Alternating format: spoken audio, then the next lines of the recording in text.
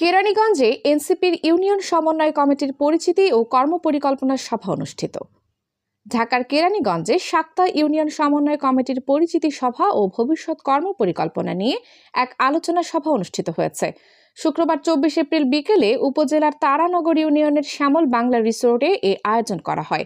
অনুষ্ঠানে সভাপতিত্ব করেন কেরানীগঞ্জ উপজেলা জাতীয় নাগরিক পার্টির প্রধান সমন্বয়ক মোহাম্মদ জাবেদ হোসেন। প্রধান অতিথি হিসেবে উপস্থিত ছিলেন জাতীয় নাগরিক পার্টি এনসিপির সিনিয়র যুগ্ম আহ্বায়ক সামান্তা শারমিন। বিশেষ অতিথি হিসেবে বক্তব্য রাখেন ঢাকা জেলার প্রধান সমন্বয়ক মোহাম্মদ রাসেল মোল্লা এবং কেন্দ্রীয় সদস্য মোহাম্মদ ইমরান হোসেন সহ অন্যান্য নেতৃবৃন্দ।